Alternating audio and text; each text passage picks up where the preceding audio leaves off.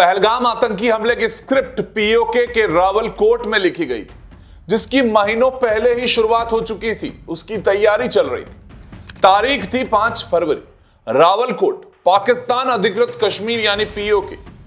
सर्द हवाओं में रावलकोट में एक बैठक हो रही थी। टेबल पर बैठे थे लश्कर-ए-तैयबा, जैश-ए-मोहम्मद और हमास के कुछ बड़े चेहरे। इजराइल से ये हमास के बड़े चेहरे पीओके पहुंच गए थे और सामने जो मीटिंग में टेबल पर रखा हुआ था वो थी भारत में फौज से कश्मीरी लोगों से जुड़ी हुई फाइलें और साथ में था कश्मीर का हाथ से बना हुआ नक्शा, जहां हमला करने का प्लान बनाया जा रहा था। यहां इसी टेबल से ऑपरेशन पहलगाम का जन्म हुआ। इसी मीटिंग में तय किया गया कि किस घाटी में खून बहाया जाएगा, कैसे टूरिज्म तबाह होगा और भारत की छवि पर एक बड़ा वार किया जाएगा। यहां इस मीटिंग में शामिल हुए जानते थे कि उनके इस प्लान की भनक अगर भारत को लग गई तो बहुत मुश्किल हो जाएगी।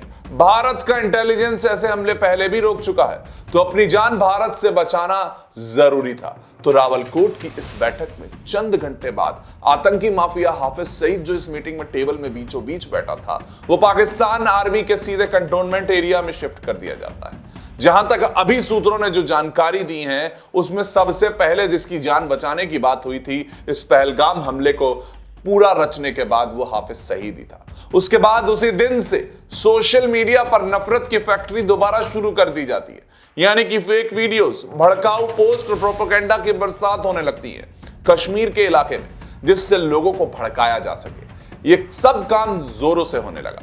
लेकिन जब जनवरी के बाद फरवरी के बीच में OGW नेटवर्क को एक्टिवेट करना था, तब एक बार फिर से पाकिस्तान की जरूरत पड़ी।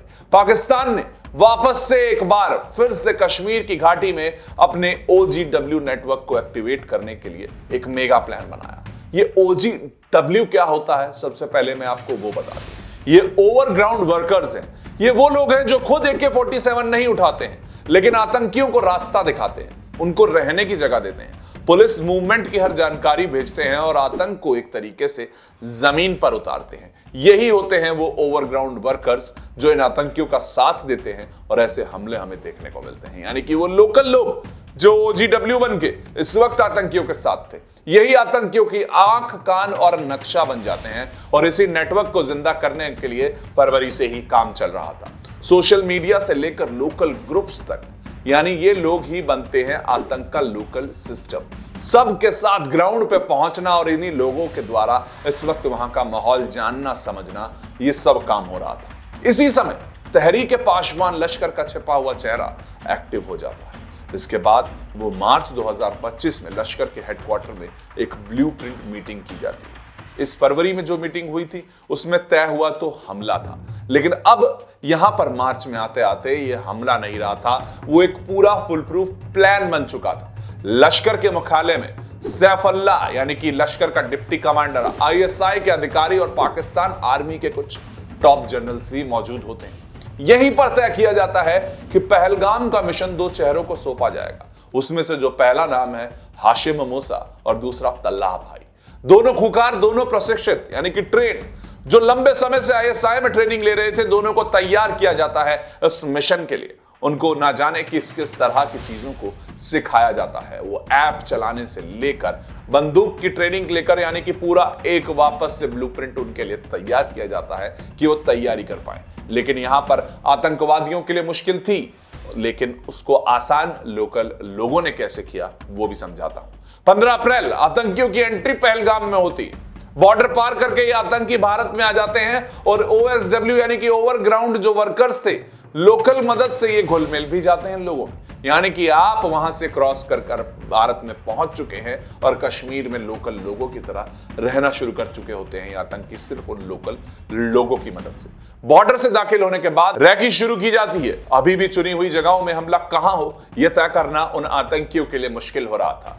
आतंकियों द्वारा 4 लोकेशंस को खंगाला गया था: बैसरन घाटी, आरू घाटी, बेताब घाटी और अम्यूजमेंट पार्क। ये वो जगहें थी जहां सबसे ज्यादा सैलानी पहुंचते थे। लेकिन अभी भी प्लान में एक दिक्कत थी। पहलगाम पुलिस स्टेशन बहुत नजदीक था और एग्जिट पॉइंट सिर्फ एक था। तो तय किया गया कि लोकेशन को थोड़ा सा बदला जाएगा, ऊपर जाया जाएगा, लेकिन हमला नहीं रुकेगा। यानी कि वो हमले के बारे में सोचकर जो मीटिंग 3 महीनों से चल रही थी उस पर कायम रहते हैं। बेताब घाटी को चुना जाता है हथियारों को छुपाने के लिए। आतंकियों ने बेताब घाटी में हथियार छिपा दिए। अंधेरे में दफन की गई गोलियां, ग्रेनेड और इंसानी लाशें गिराने वाली वो बंदूकें 20 अप्रैल पास आते आते इन आतंकियों ने बैसन घाटी में पहुंच भी चुके हैं। यानी कि अब वो जो ग्राउंड पे जो उनकी मदद कर रहे थे OGW नेटवर्क ने संदेश भेजते हैं कि अब रास्ता साफ है। तो 20 अप्रैल को आतंकी बैसन घाटी पहुंचते हैं। फिर शुरू होता है 2 दिन की जो बारीक रेकी का राउंड। यानी कि वो 20 और 21 को लगातार वहां पर घंटों मौजूद रहते हैं आतंकवादी। 4 ओवरग्राउंड वर्कर्स जो होते हैं उनके साथ मौजूद रहते हैं, हर मूवमेंट पर नजर रखते हैं कि कौन सा रास्ता कम भीड़ वाला है, टूरिस्ट कब आते हैं, कब लौटते हैं, सब रिकॉर्ड किया जाता है। और उसके बाद वो दिन आता है हमले का, 22 अप्रैल की दोपहर को 2:30 बजे पहलगाम की वादियां गूंज उठी। गोलियों की आवाजों से, चीखों से, खून की गंध से हमले को अंजाम दिया गया। निर्दोष टूरिस्ट मारे गए खुलेआम, बिना डर के, जैसे यह धरती इनकी जागीर हो। यह हमला भारत पर नहीं, भारत की आत्मा पर था। तो इससे सवाल उठते हैं कि हमास जो था इस साजिश में शामिल क्यों था। वो टेबल पर 5 फरवरी को हुई मीटिंग में हाफिज सईद भी था, हमास के लोग भी थे। हाफिज सईद अचानक शिफ्ट कर दिया जाता है। घाटी में बैठे OGW यानी कि वो ओवरग्राउंड वर्कर्स अभी भी क्या एक्टिव हैं। अब किसी को शक नहीं करना चाहिए। देखिए, पाकिस्तान की सेना, ISI, लश्कर, जैश और हमास सब एक ही जहरीले सपने का हिस्सा हैं और निशाने पर भारत का टूरिज्म था, भारत की छवि थी और भारत की शांति जो कि लंबे समय से बनी हुई थी। और लोकल लोग जब ज्यादा साथ देते नजर नहीं आ रहे थे तो उसमें से कुछ लोगों को बदला गया, उनका दिमाग ब्रेन वॉश किया गया और उसके बाद 2025 अप्रैल में यह हमला किया गया। लेकिन यह 2025 का भारत है। यह हमले का जवाब बयान से नहीं, सीधा कार्यवाही से देता है। पूरा पाकिस्तान घबराया हुआ है कि यह कार्यवाही कब, कहां और कैसे होगी। इसका अंदाजा अभी दुश्मन भी नहीं लगा सकता है। लेकिन पाकिस्तान ने जो पूरी प्लॉटिंग की उसमें हमास के लोगों का मिलना, हाफिज सईद का आना, उसके बाद इंट्रेंड मूसा और तलाह जैसे लोगों को यहां पर घुसाना, इसकी मदद कर पाई। यानी कि एक पूरे बड़े नेटवर्क को खत्म करना होगा।